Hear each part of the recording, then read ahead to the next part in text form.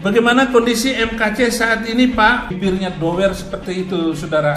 Bonyok, hancur muka MKC. Nah, saya mau bilang kepada polisi, apalagi itu di Bareskrim, kunci itu nggak boleh dipegang oleh tahanan. Sampai sekarang polisi belum memberikan izin untuk berobat MKC. Nah, saya minta Pak Polisi jangan menghalangi MKC untuk diobati ke rumah sakit. Tinggal beberapa hari ini Muhammad KC akan selesai P21-nya. Muhammad KC katanya mau dibunuh katanya. Yang membuat surat pencabutan itu bukanlah MKC. Kemudian tulisan yang tersebar itu bukan juga tulisan daripada MKC. Para pelaku dugaan kejahatan, penyiksaan dan pengeroyokan itu terus-menerus bisa masuk ke sel daripada MKC, meneror dan mengancam dengan mengatakan kalau kau tidak mau tanda tangan, maka kamu akan kami bunuh, kemudian istri dan anakmu akan dibunuh, dan pengacaramu pun akan dibunuh. Kurang lebih begitulah ancamannya. Begitu besarnya tekanan di mana para polisi agama ini bekerja sama dengan anggota Polri yang menjaga untuk menyiksa MKC, maka MKC pun terpaksa di bawah ancaman yang luar biasa menandatangani. Memohon supaya perkara itu dilanjutkan, tidak boleh dihentikan. Abdul Somadnya kan kemudian bilang nanti Yahya Waloni masuk surga duluan tuh, bahasa bahwa nanti kamu yang masuk, tapi diangkat dulu, diangkat dulu sama Somad supaya jangan sakit hati. Ya harusnya satu ditumbalin, nanti Somad segala mau supaya jangan ditangkap, supaya udah diem. Kan udah satu ditangkap, jadi nggak ada alasan dong diskriminasi terhadap minoritas. Yahya Waloni ditangkap kok, ternyata Yahya Waloni nggak nyadar kalau dia lagi ditumbalin, mengamuk dia kan, makanya kemarin pengacaranya dibubarin semua, terus dia langsung minta maaf. Ini mau dihabisin sebelum P21. Kan P21-nya kurang lebih tanggal 25. Harus P21. Kalau nggak P21 dia harus pulang, harus keluar si KC itu. Justru nggak akan di P21 kan. Mau ada kuat sekali ini. Mau diselesaikan si KC itu. Tahu nggak tuh lawyernya kalau KC udah pindah sel? Serem loh. Mau dipersiapkan itu. Sendirian dia pindah sel pojok sekalian ya. Ada informasi memang sengaja di pojok ya, dipindahkan kan sepi, mau digarap. Dan saya informasikan ke sini, kayak dulu pertama kali siapa yang bongkar kalau ada jenderal yang ganggu si KC? Saya, Pak. Bagus nggak dibunuh, Pak. Oh, itu kalau nggak dilerai juga udah dibunuh KC. Salah kadrun. Kalau kemarin nggak ada orang baik, nggak ada polisi, itu kan polisi ada yang baik kan, karena dia nggak mau nurut sama Napoleon Bonaparte. Jadi nggak ada intimidasi dan apalagi ada isu-isu melakukan pembunuhan dan sebagainya. Keki itu sudah mengucapkan terima kasih dengan Pak Napoleon Bonaparte dengan surat pernyataan yang dibuat dan sebagainya. Bahkan Keki sendiri itu sudah mencabut laporan pengaduannya. Justru banyak sekali orang yang merasa ya terbantu kan, terselamatkan dengan masuknya Napoleon di sana, seperti itu. Termasuk saudara Keki sendiri, Pak Napoleon Bonaparte itu belum terpidana karena dia masih melakukan upaya hukum, melakukan kasasi. Napoleon sendiri mengaku loh, saya loh yang melakukan penganiayaan. Baca dengan teliti. Saya yang melumuri kotoran. Baca dengan teliti, Mbak. Baca dengan teliti apa yang diungkapkan dalam surat. Nanti akan dibuktikan di persidangan, Pak. Ya. Mintaan maaf dari yang bersangkutan. Minta maaf. Ya, ini perlu didalami lagi, mungkin situasi psikis yang bersangkutan mungkin saja bisa terjadi seperti itu. Saya meminta untuk Kapolri memecat Napoleon Bonaparte secara tidak terhormat karena apa yang beliau lakukan tidak berperi kemanusiaan dan melecehkan institusi kepolisian. Tangkap dan adili Ustadz Abdul Somad. Saya ingin menyampaikan kepada pihak kepolisian segera tangkap ini provokator. Karena ini merusak kebinekaan di Indonesia, merusak toleransi yang ada selama ini di Indonesia. Kalau Abdul Somad tidak ditangkap, ini adalah biang keladi dari keributan antar umat beragama. Al-Quran boleh membunuh orang Yahudi, orang Kristen, dan non-Islam.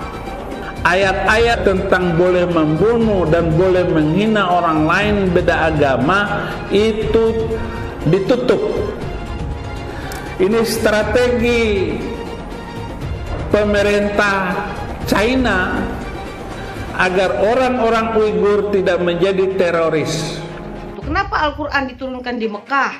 Ya karena di situ tempat maksiat. Selama ini yang kita lihat teroris kan yang bercadar, ya kan? Ingat gak yang bom yang di Surabaya pakai cadar? Ternyata di dalam cadarnya, di dalam bajunya itu ada bom. Ya kita takut lah. Inilah nih ya, apa sih cara berpikir para PKI radikal bercelana cungkring berjidat hitam ya. Kebalik gitu loh, aneh gitu loh.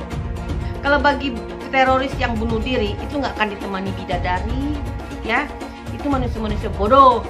Jangan katakan bom bunuh diri. Ini banyak wartawan-wartawan yang tidak Islami memakai istilah-istilah kafir tanpa dia sadari.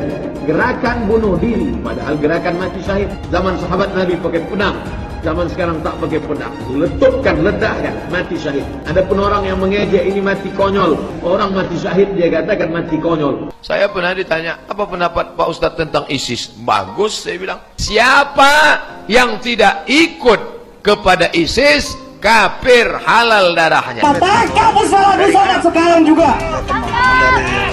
Bagaimana provokasi yang dilancarkan oleh Ustaz Abu Somad amat sangat keterlaluan memecah belah bangsa ini. Saya juga memohon pada bapak-bapak polisi untuk tidak takut kepada tekanan dari manapun. Laporan terhadap Ustadz Abdul Somad itu sudah dilaporkan dari beberapa tahun yang lalu. Namun apa yang terjadi justru tidak pernah dipanggil. Minta maaf pun tidak mau, karena di dalam konferensi persnya di MUI kan beliau cuma menyatakan begini, bahwa jika beliau meminta maaf berarti ajarannya harus direvisi. Ternyata Pak Somad boro-boro diproses, dipanggil saja tidak gitu loh.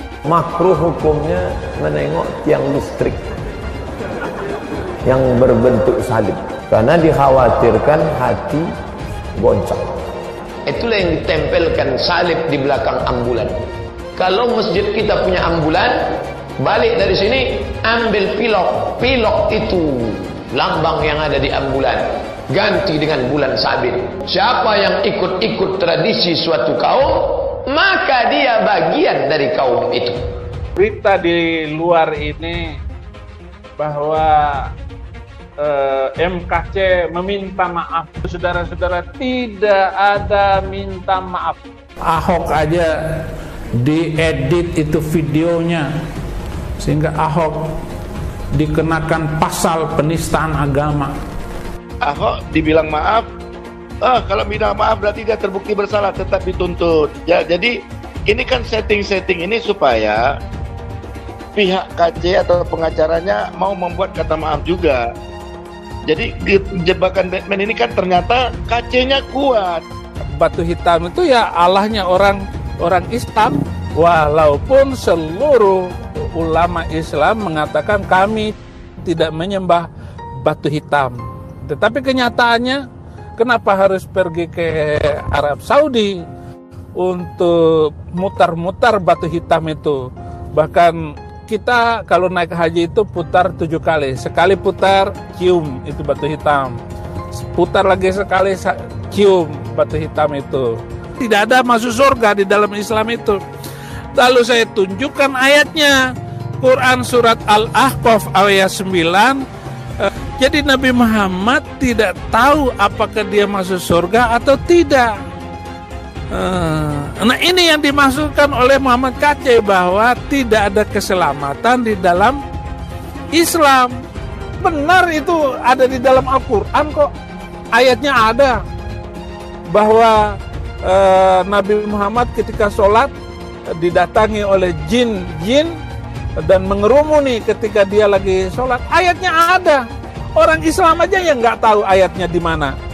Terus ada lagi pertanyaan, apa maksudnya bahwa Muhammad masuk neraka? Jadi Muhammad itu masuk neraka? Jelas saja karena Al-Quran juga bilang begitu.